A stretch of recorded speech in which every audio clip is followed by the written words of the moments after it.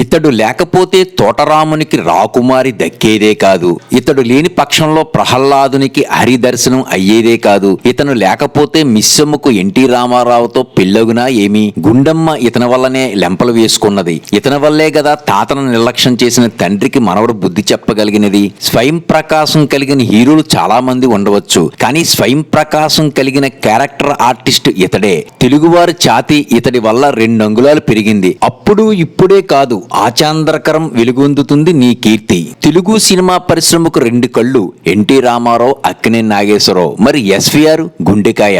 నీవేనా నన్ను పిలిచినది, నీవేనా నన్ను కొలిచినది. ప్రియదర్శినిలో కనిపిస్తున్న సావిత్రిని చూస్తూ కళ్ళు ఎగరేస్తూ అక్కినేని పాడుతున్నారు. ప్రేక్షకుల మైమరిచి చూస్తున్నారు.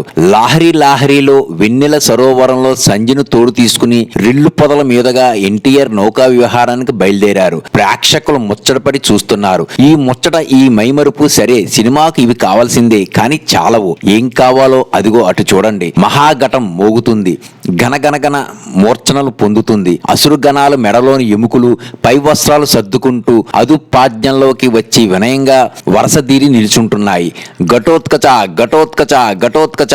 ప్రేక్షకులు తుల్లిపడ్డారు. విశ్రాంతిగా ఉంచిన చేతులను దగ్గరగా చేర్చి పెద్దగా చప్పట్లు కొట్టారు. నిటారుగా కూర్చున్నారు.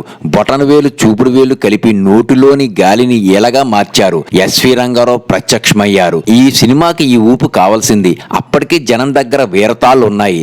అక్కినేనికి ఎన్టీఆర్ కు వేయగలిగినన్ని వేసి మిగిలినవన్నీ ఎస్వి రంగారావు మెడలో వేశారు. హై హై నాయక, ఓయ్ హోయ్ నాయక.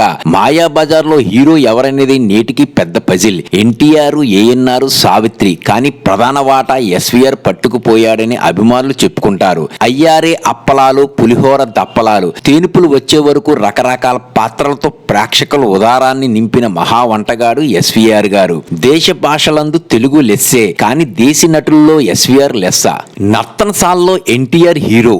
అంత పెద్ద వీరుడు అర్జునుడు మారువేషంలో బృహన్నలాల మారి విరాట్ రాజు కొలువులో తలదాచుకుని ఉన్నారు. ధర్మరాజుగా మిక్కిలేని చేతగాని పెద్ద మనిషి. భీముడు గాడిపోయే దగ్గర కండలు కరిగిస్తున్నాడు. వీళ్ళు వీరులు, పరాక్రమవంతులు. వీళ్ళ గొప్పతనం చూడ్డానికే ప్రేక్షకులు సినిమాకు వచ్చారు. కానీ ఏం చేస్తారు? అందులో గెస్ట్ రోల్ లాంటిది ఉంది. కొంచెం సేపు కలకలం సృష్టించే పాత్ర ఉంది. అది వేరెవరో వేస్తే ఎలా ఉండేదో ఎస్వీఆర్ వేశారు. విరాట్ రాజు కొలువులో చెప్పా పెట్టని తుఫాన్లా అడుగు పెట్టారు.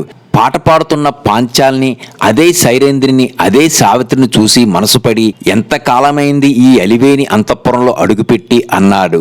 చూడండి వింత. దీనికి కొంతకాలం ముందే ఇదే సావిత్రిని మిస్సమ్ములో ఇదే ఎస్వీఆర్ కన్న కూతురిలా చూస్తూ అమ్మి అమ్మి అనురాగంగా పిలుస్తూ ఉంటే తండ్రి అంటే ఇలా ఉండాలి అనుకున్నారు జనం. అదే ఎస్వీఆర్ క్షణాల్లో మారి అదే సావిత్రిపై వక్ర దృష్టి పెట్టి సొంతం చేసుకోవడానికి ఆత్రపడుతూ రాక్షసుడిలా మారుతుంటే అమ్మో కీచకుడంటే ఎలా ఉంటాడా అనుకున్నారు జనం. నా గర్వము సర్వము కర్వము అయినది అని అంతెత్తు మనిషి సావిత్రి ముందు మోకరిల్లడం చూస్తే కోపానికి బదులు జాలి కలిగితే ఆ దోషం ప్రేక్షకులది కాదు, పాత్రది కాదు, దాన్ని వేసిన ఎస్వీఆర్ది. ఆరో భర్తగా నన్ను కూడా కట్టుకో, తప్పు లేదులే. సావిత్రిని వేధించిన ఎస్వీఆర్ కామంతో పాటు వెర్రి వ్యామోహం కూడా ప్రదర్శిస్తాడు. చివరకు అతి బాలాఢ్యుడైన భీమసేనుడి చేతిలో ఊపిరి కోల్పోతాడు. సినిమా పెద్ద హిట్ అయింది. 1964లో జగర్తాలో ఆఫ్రో ఆసియా ఫిల్మ్ ఫెస్టివల్ జరిగే. అందులో 24 దేశాలు పోటీ పడితే అందులో నర్తనశాల కూడా పాల్గొంటే అవార్డు కమిటీ ఆ సినిమాతో పాటు అన్ని సినిమాలను జల్లెడి పెట్టింది. ఈ 24 దేశాల నుంచి ఉత్తమ నటుడిగా ఎవరిని ప్రకటించాలి? వేదిక మీద పేరు పిలిచారు. సామర్లకోట వెంకట రంగారావు, ఎస్వీఆర్. ఒక తెలుగువాడికి అంతర్జాతీయంగా మొదటిసారి చప్పట్లు వినిపించిన సందర్భం అది. తెలుగువారికే సొంతమైన ముచ్చట. పాండవ వనవాసంలో ఎస్వీఆర్ కలిగించిన ఆనందం. జూదంలో ఓడిపోయాక తల ఉంచుకుని నిలబడాలి. భార్యను కూడా పణంగా పెట్టాక పౌరుషాలు కట్టిపెట్టాలి. కౌరవుల కొలువులో పాండవులు కట్టుబట్టలతో మిగిలారు. అయినా కసి చాలని దుర్యోధనుడు ద్రౌపదిని ఏకవస్త్రను భర్తల నిర్వాకాన్ని విని తానువైన స్వాద్విమణిని నిండు సభకు దుశ్శాసునిచే ఈడ్చుకొచ్చేలా చేసి పాండవులను పరాభవించడానికి ఆమెను తన తొడ మీద కూర్చోమన్నట్టుగా సైగ చేస్తే భర్తగా ఉన్న భీమసేనునికి ఆగ్రహం కట్టలు తెంచుకోవడం సహజం. ఒరే దుర్యోధన అని ఆ పాత్ర ధరించిన ఎన్టీఆర్ పళ్ళు పటపట కొరుకుతుంటే థియేటర్లో ఉన్న ప్రేక్షకులు కూడా కోపంతో మండిపోవాలి. కానీ అలా జరగలేదు. దుర్యోధుడైన ఎస్వీఆర్ అంతటి ఆగ్రహాన్ని లెక్కలేనట్టుగా పూచికి పుల్లలా తీసి అవతల పారేసి బానిసలు బానిసలకు ఇంతటి అహంభావమా, దర్పం ప్రదర్శిస్తే ప్రేక్షకులు చప్పట్లు కొట్టారు. పాత్ర ఓడిపోయి నటుడు గెలిచిన సందర్భం అది. మనిషితో వైరానికి మరో మనిషి చాలు, కానీ శ్రీహరితో వైరానికి మహారాక్షసుడు కావాలి. అంతెత్తు మనిషి, విశాలమైన కళ్ళు, కొంగును మోగే కంఠం, మీసాలు కూడా ప్రదర్శించగల పౌరుషం ఆ విగ్రహం కలిగిన వాడు కనుకనే ఎస్వీఆర్ హిరణ్యకశిపుడు అయ్యాడు, భస్మాసుడు అయ్యాడు, కంసుడు అయ్యాడు, రావణాసుడు అయ్యారు. ఏది చూపించు నీ హరిని అంటూ భక్త ప్రహ్లాదుల ఎస్వీఆర్ స్తంభం వైపు చూపితే ఆ స్తంభాన్ని పెకిలించుకుని నృసింహుడు ప్రత్యక్షమైతే హరితో అతడు తాడో పేడో తేల్చుకుంటాడేమో అని భయం వేస్తుంది. అది అక్కడ కనిపించిన రాక్షస వీరత్వం. అంతటి రాక్షస పాత్రలో ఎస్వీఆర్ ను చూసినా కూడా ప్రేక్షకులకు కలిగేది ద్వేషం కాదు, భక్తే.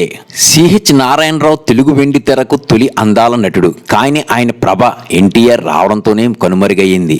అలాగే తెలుగు తెర మీద ఎందరో ప్రతిభావంతమైన క్యారెక్టర్ ఆర్టిస్టులు గోవిందరాజుల సుబ్బారావు, ముదిగొండ లింగమూర్తి, ముక్కామల, సిఎస్ఆర్, నాగయ్య వీరందరినీ దాటేసి ముందుకు వచ్చినవాడు. ఎస్వీఆర్ దొంగరాముడు నాటికి తెలుగువారి స్టార్ విల్లగా ఉన్న ఆర్ నాగేశ్వరరావు ఎస్వీఆర్ ప్రతాపానికి మాయాబజార్లో మరి మన తక్షణ కర్తవ్యం అనుకుంటూ ఉండే కర్ణుడి పాత్రలో లుప్తమవడం ఖచ్చితంగా గమనించి తీరాలి. రంగారావు మింగేస్తారు, అది ఆయన బలం. రంగారావు నమిలేస్తారు, అందుకే సాటి ఆర్టిస్టులకు జంకు. షావుకారులో సున్నపురంగుడు, పాతాల భైరవులో నేపాల మాంత్రికుడు, బంగారు పాపలో కోటయ్య, సంతానంలో గుడ్డి రంగయ్య, పెళ్లి చేసి చూడులో వియ్యన్న, ఈ పాత్రలన్నీ ఎస్వి రంగారావును తిరుగులేని క్యారెక్టర్ ఆర్టిస్ట్ గా నిలబెట్టాయి. అప్పటికి బాడీ లాంగ్వేజ్ అనే మాట తెలియదు, కానీ ఆ బాడీ లాంగ్వేజ్ తోని తాను కావలసిన పాత్రలా మారిపోతున్నానని ఎస్వీఆర్ తెలుసు. అందుకే ఆయన మంచివాడు, క్రూరుడు, ఇంటి పెద్ద, సంఘంలో మర్యాదస్తుడు. అందుకే ఆయన తెలుగుతో పాటు తమిళ్లో కూడా ఖ్యాతి గడించారు. శివాజీ గణేశన్ ఆయనకు ఆప్తమిత్రుడు. ఈ రెండు పుళ్ళు కలిసి తుపాకీ పట్టుకుని అడవిలో మరో పులిని వేటాడిన ఉదాంతం ఆ కాలానికి మిగిలిన ఒక అపురూపమైన ముచ్చట. ఎస్వీఆర్ సీన్ ను ఎంతగా కబలించేవారంటే ఆయనతో కలిసి శివాజీ నటించాల్సి వస్తే ఈ సీన్ నాకు వదిలిపెట్టరా అని ఎస్వీఆర్ ని బతిమాలాడేవారట. ప్రతి ఆర్టిస్ట్ కు స్క్రీన్ మీద తానేమిటో చూపించాలని అహం ఉంటుంది. అందుకే ఎస్వీఆర్ రిహార్సల్స్ లో ఒకలాగా, టేక్ లో మరోలాగా చేసేవారట.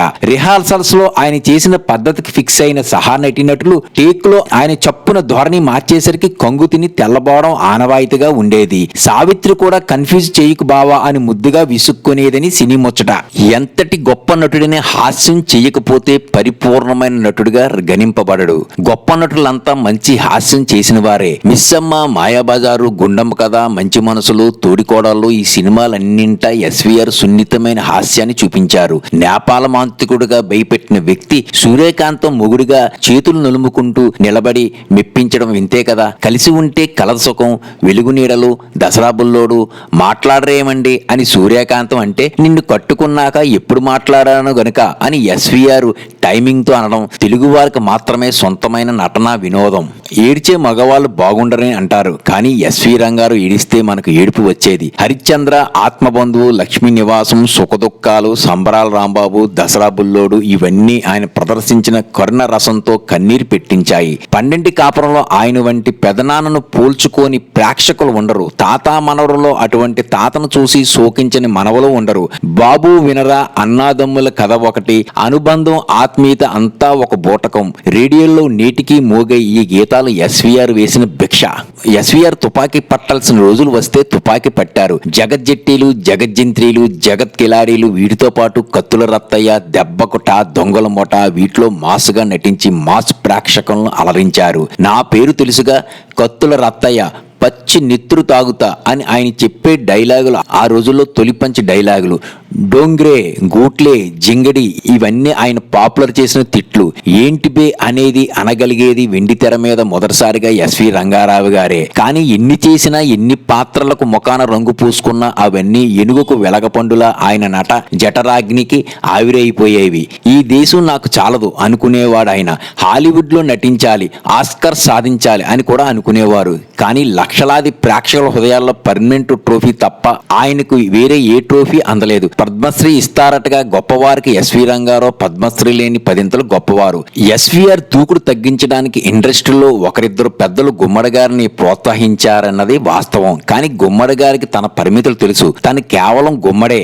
కానీ ఎస్వీఆర్, అశోక్ కుమార్ లోని ఉదాత్తత, ప్రాణంలో చతురత, ఓం ప్రకాశ్లోని సౌమ్యం, ప్రేమనాథులోని ధిక్కారం కలిగిన నటుడు అని గుమ్మడి గారు చెప్పేవారు. చెప్పి నమస్కరించేవారు.